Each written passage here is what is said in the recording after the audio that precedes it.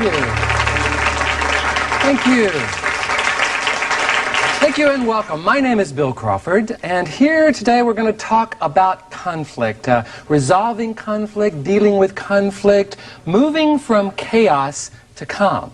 Or, put another way, dealing with difficult people versus them dealing with you. I don't know, anybody ever dealt with any difficult people? They're everywhere, aren't they? It's amazing. I don't know. And have you noticed how chaotic it can be in this sense? So another way we could look at this is dealing with conflict without losing your head. Because I think it's fair to say that when we find ourselves in conflict, we often might lose our head. We'll say something we really didn't mean, we'll do something we wish we didn't do, or we really won't say what needs to be said. So today we're going to look at conflict from three perspectives. Number one, what are the underlying causes of conflict? How can a simple disagreement turn so quickly into what seems like a vicious cycle that almost seems to feed off of itself? Number two, when you find yourself in the middle of a conflict, how can we deal with that person in a way that not only resolves the conflict, but actually taps into their internal motivation to hear what we have to say as valuable? And number three, how can we interact with people more proactively in the beginning to actually diffuse conflict before it starts? Now, I'm going to be talking about difficult people today because I'm going to assume that everybody out here is probably pretty good at dealing with normal people, right? I mean, folks that are willing to sit down with you and have a normal conversation, even when there's a disagreement. If someone's willing to sit down with us, we're probably pretty good at that. It's that difficult person, isn't it? Kind of gets under our skin. So here's what I'd like you to be doing. Start thinking of the adjectives you would use to describe any difficult person you have ever encountered, right? Now, this may not be the adjectives you would actually say to their face, okay? I mean, but way deep down in the pit of your stomach, you know, when you're dealing with this person, think of the adjectives you might be using. If you're like most of us, you think of them as rude, obnoxious, loud, arrogant, demanding, rigid, crazy, and we could probably spend the rest of our time together making this list, couldn't we? So here's what I'd like for you to do. I'd like for you to imagine in your mind that this represents all of the difficult people you've ever encountered. So if you had some adjectives that aren't on this list, just imagine they are, and it will work. Now, I think it's also important to recognize that when we find ourselves dealing with them, we find ourselves sometimes reacting in certain ways. Not so much how we should react, but way deep down in the pit of our stomach, you know, when we're dealing with these rude, obnoxious, loud, arrogant, demanding, rigid, and crazy people. How do we find ourselves reacting? Well, we become defensive, frustrated. Notice how frustrating it is to deal with one of these folks? We sometimes get loud, trying to get louder than them, or we withdraw. It can be kind of a fight or flight experience. We feel superior sometimes. Don't you know who you're dealing with, you know? Confused, like, why are you treating me this way, you know? And then we get crazy. Now, here's something really, really important. These are the difficult people, and we are the nice people. Now, why would I say that they're the difficult people and we're the nice people when it kind of looks like we're doing the same thing? Because they started it, didn't they? I mean, isn't that true? I mean, remember when you were a little kid and you had a conflict? Well, they did. We were having a perfectly wonderful day. They came into our lives. They did that, and we found ourselves doing that, which would be bad enough if it stopped there. But have you noticed that it doesn't? Because when they do this and we do that, what do? More, right? Don't you think they become even more rude, obnoxious, loud, arrogant? Which, of course, has us reacting again. Which, of course, has them becoming more difficult. And we react, and they become more difficult, and react, and difficult, and react, and difficult, react, and difficult, react, and difficult, react, and difficult. Until we create what I call the cycle of conflict. Does it look familiar to anyone here in the room? Yes, absolutely. And I think it's important to recognize how challenging it can be to be caught in that cycle of conflict. I mean, let's think of the problems that might exist if this cycle of conflict became our relationship with that person. Well, obviously, communication would stop, right? And productivity, or if we had to deal with them in any way effectively, they wouldn't be listening to anything we had to say. And if we really needed information from them, they wouldn't be giving it. So that's one of the problems. Second problem is, they'll probably go tell somebody. Have you noticed that? Because this is really interesting. Guess who they see as the difficult person? Us, exactly. They see, well, they just got defensive, frustrated, and withdrawn. One of them looked really confused, didn't know what was going on. In other words, they see our reaction to them as us being the difficult person, and they go tell somebody. And you notice how challenging it can be to have someone who is out there spreading negative PR about you or your department or your organization. I mean, it's amazingly problematic. Now, also, I think it's important to recognize is this cycle of conflict can be very stressful, right? This is my second PBS special. The first one was called All Stressed Up and Nowhere to Go. And in speaking to dealing with stress, a lot of people talked about how difficult people really were problematic in their lives and created a lot of stress. I mean, just imagine this. You're sitting in your office or your home or you're being just fine, and all of a sudden this person comes into your life and they're all upset and they're all difficult. You're fine for a while, but all of a sudden you seem to catch it, right? And all of a sudden you're doing this, and they could even leave the room and you're still doing it, you know? And then someone else will come in and say, excuse me, you go, what do you want? In other words, we can take this into our next encounter with our significant other or, you know, our colleague or our coworker, or again, we save it up and take it home, right, where we kick the dog or something like that. So we've got to do something about this stressful experience here. Matter of fact, there's a really nice quote about how resentment plays a role in this. It says, resentment is like taking poison and waiting for the other person to die. Isn't that true? I mean, they have no clue that it's happening, right? I mean, they're away somewhere, but that poison is actually eating us up inside. So we really got to change this situation. So in changing it, we've got to recognize that if we stay caught in the cycle of conflict, it won't work. What do? I suggest we raise our awareness of what's really going on here. There's a great quote that speaks to that. By Albert Einstein, it says, problems cannot be solved at the same level of awareness that created them. So what we're going to do is actually raise our awareness of what's really going on here. Now, a lot of people think it is the facts or what happens to us that actually causes our experience of life. I'm going to suggest, however, it's not so much the facts. The facts do play a role. They are actually filtered through our beliefs. And it is our beliefs that create our experience of life. Let me give you an example. You know, a long time ago, most of the people on the planet believed that the world was flat, right? Now, the facts were, of course, the world was round, but everybody believed it was flat. Now, when a ship sailed out and didn't come back, what did they think? Fell off the edge of the earth. You see, our beliefs create our interpretations, or how we give meaning to whatever it is we see. A lot of times our interpretations are much more congruent with our beliefs than they are with the facts. So, they believed the world was flat. Ship sailed out too far. It must have fallen off the edge of the earth. They would expect, therefore, that if another ship sailed out too far, it too would fall off the edge of the earth, right? Our beliefs and interpretations create our expectations, what we expect to happen next. Based on this expectation that a ship was going to fall off the edge of the earth, we would probably be kind of concerned, if not frightened, about getting on ships, right? Our expectations create our emotions, how we feel about things. Based on this fear of getting on ships of concern, what we would do is then we would probably avoid ships. You see, our emotions create our behaviors. And what we would think, because we had avoided ships based on this belief that the world is flat, is that, see, we are safe. Because we know the world is flat, I'm not getting on a ship, and therefore our behaviors, emotions, expectations, interpretations then go to reinforce our beliefs. So, what we're going to do this section is we're going to look a little bit more specifically at when we find ourselves dealing with one of these difficult people, how can we interact with them in a way that actually taps into their internal motivation to hear what we have to say as valuable. Not only just resolves the conflict, because that's kind of like putting out a fire, you know. And when you put out a fire, you always know there's some smoldering embers underneath there, right? So rather than have us just going around putting out fires, what I'd like to show you how to do is actually change the relationship with that person so they become less of an enemy and more of an ally. How to do that? Well, I think it's important to recognize that there are probably some reasons that at least most difficult people think they have a reason to be difficult with us. And remember that quote from Albert Einstein, problems are not solved at the same level of awareness that created them. So what we want to do is raise our awareness of what is behind their difficult behavior so we can deal with it more effectively.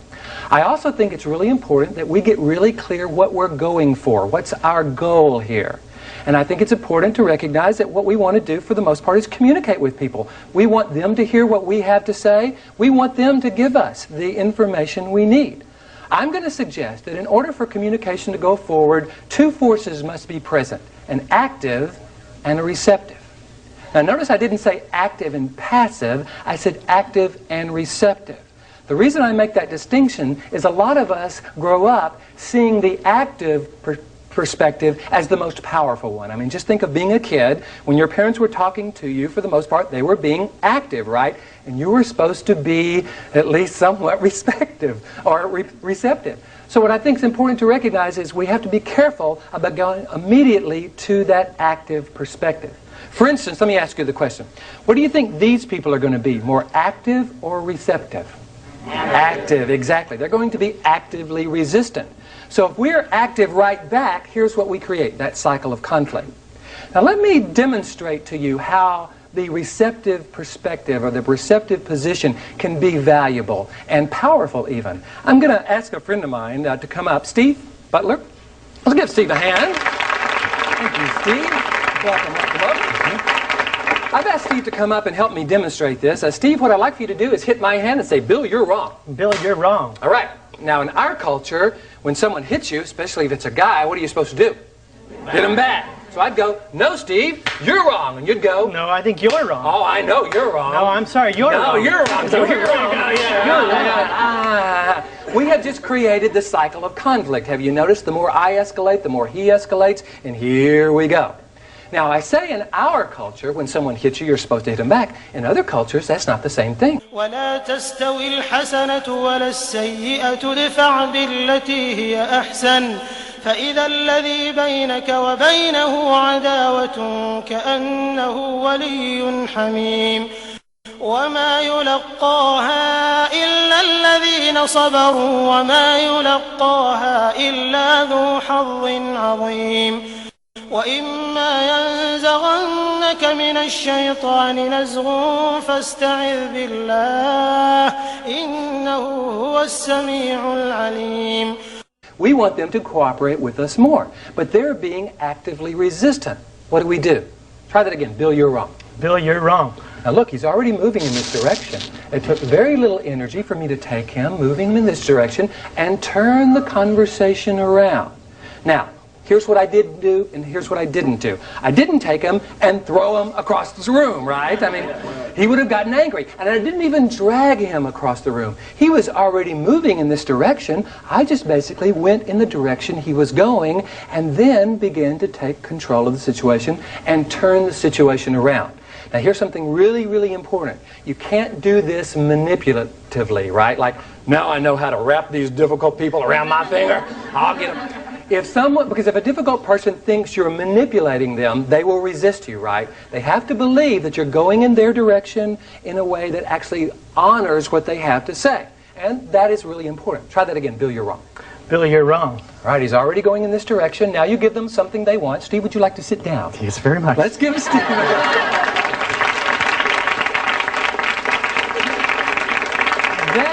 Absolutely. That is the power of the receptive position. I think it's fair to say, however, that most of us didn't grow up doing it that way. And so what we've got to do is learn how to do it that way. In learning how to do it that way, I think it's important to recognize that there are probably some reasons why people are difficult with us in the first place. And the more that we understand those reasons, the more we can interact with them on purpose. For instance, would it be fair to say that one of the reasons that people are difficult with us is they have a need to tell us something? I mean, you've probably been in this situation, right, where you have a need to tell somebody something and they're not listening. Have you noticed how frustrating that is? And so what do? We get louder and more insistent and more difficult trying to get them to listen to us. Well, it's important to recognize that difficult people do the same thing. So, when someone has a need to tell you something, and it's one of the reasons they're being difficult, what I suggest we do is listen. Kind of sounds like a no-brainer, right? But I think it's important to recognize that a lot of times when we listen, we're not really listening, are we? Especially when we're dealing with one of these difficult people, right? We're either going, yeah, give me a break, go ahead. Well, in other words, we're just letting them vent, or we're forming our response to them, right? Well, when they get through, I'm going to hit them with this. Or we're making grocery lists in our mind, or we're doing something other than really listening to them. But remember, if one of the reasons they're being difficult with us is because they have a need to tell us something and we're not really listening, they have to raise the ante. They have to become more difficult in order to get us to pay attention. We don't want to motivate them to become more difficult. So we listen, but we don't just listen to let them vent. We actually listen for what's important to them. Because what's fascinating about when people are venting, what they're actually doing is giving us the key to their cooperation. Because they're telling us what's important to them. We want to be able to draw on that later in the model when it's time for us to offer a solution. So the more we listen for the key to their cooperation, the more we have that valuable information to draw upon later. Also, we want to make sure that they really believe that we've heard what they've said. How could we demonstrate to them that we've actually truly heard what they've said?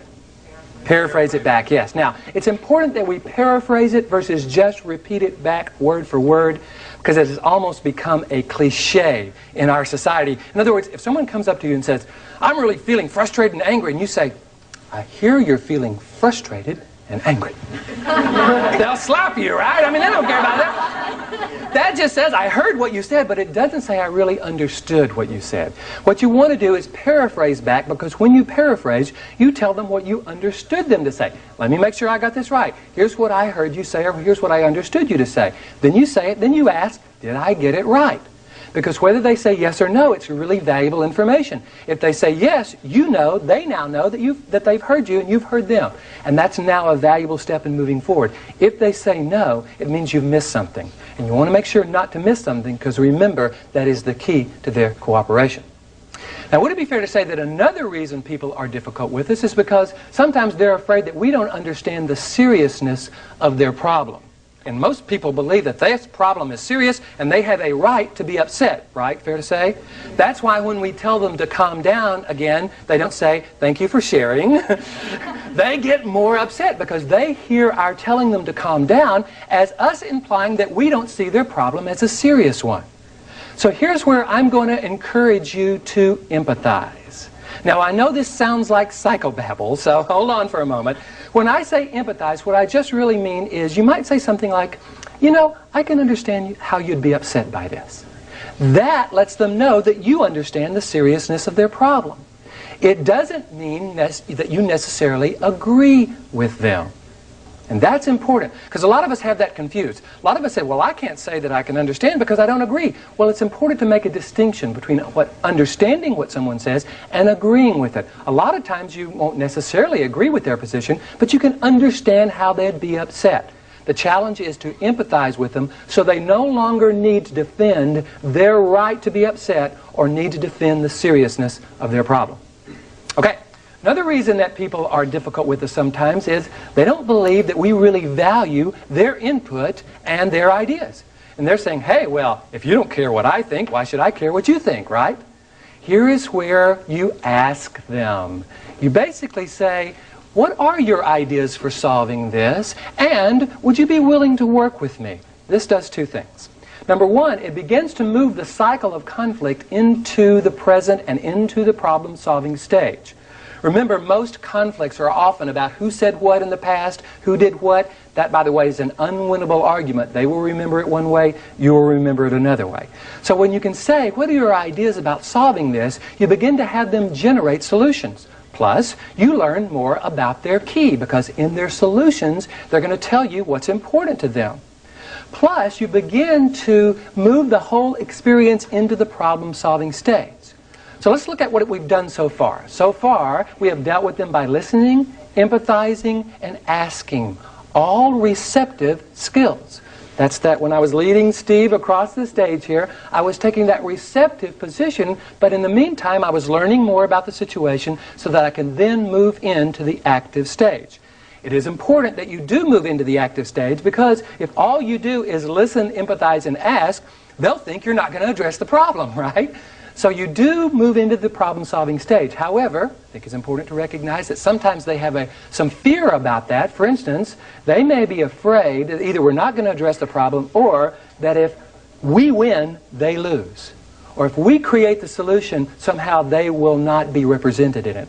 Here is where you take all the information you have gathered in the listening, empathizing, and asking, and you blend that with your ideas so that you begin to move into the problem-solving stage, taking the active role now by blending their ideas with yours. It means you're going to come up with a solution that they're going to be more invested in and more willing to cooperate with you around because it has some of their ideas in it.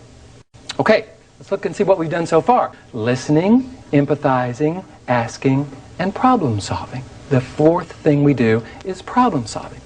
Now here's what most of us do that doesn't work with difficult people. When people bring us a problem, most of us move into the problem-solving mode. And the problem with that is they're often not ready to hear that solution. So it becomes a PLEA, or a plea for their attention. I'm encouraging you to recognize the value of having problem-solving being the very last thing you do. Because at that point, you have actually helped them move to a place where they're more open to hear what you have to say as valuable. So here's where I encourage you to actually change the LEAP model into the LEAPS model by speaking in a way that doesn't put them on the defensive or remembering the "you stupid idiot" rule. And again, what that does is change the LEAP model into the LEAPS model and becomes more of a complete model. The LEAP model is also very important to keep in mind because you want to make sure you're practicing this. This will take practice. I hope you found this to be valuable. You have been a great group. Thank you so much. I appreciate it.